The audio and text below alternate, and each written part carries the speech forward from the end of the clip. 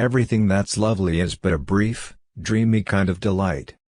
A lot of people tell me I'm a bit dreamy, but I like the idea of that. Of being somewhere else. I have had dreams, and I've had nightmares. I overcame the nightmares because of my dreams. How do you smuggle daydreams into reality? Dreams have only one owner at a time. That's why dreamers are lonely. The work you do while you procrastinate is probably the work you should be doing for the rest of your life. If something is there, you can only see it with your eyes open, but if it isn't there, you can see it just as well with your eyes closed. That's why imaginary things are often easier to see than real ones. Closed in a room, my imagination becomes the universe, and the rest of the world is missing out.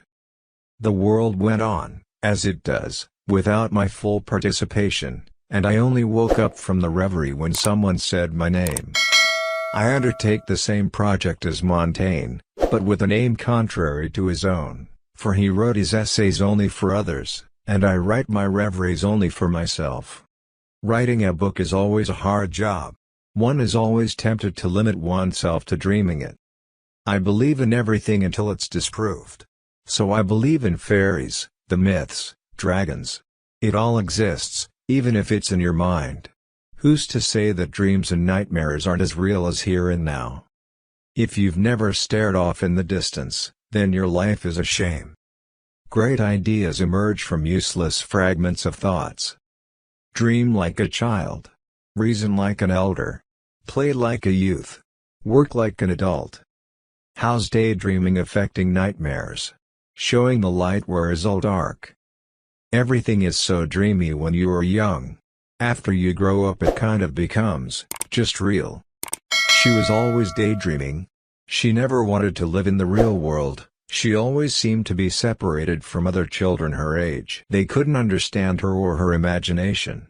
She was always thinking outside of the box, breaking rules, and only following what her heart told her was right. All men who have achieved great things have been great dreamers. Fantasy is a necessary ingredient in living. It's a way of looking at life through the wrong end of a telescope. Reality depresses me.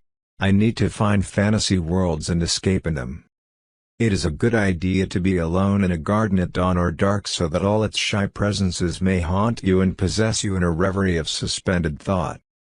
Daydreams were dangerous because they made her wish for things she could never have.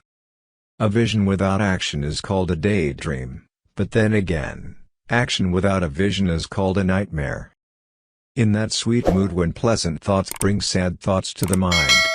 A daily dose of daydreaming heals the heart, soothes the soul, and strengthens the imagination. A daydreamer is a writer just waiting for pen and paper. The dream was always running ahead of me.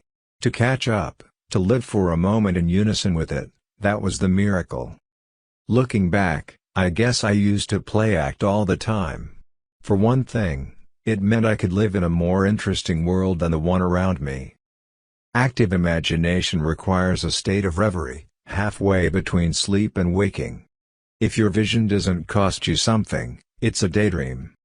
A man who dares to waste 1 hour of time has not discovered the value of life.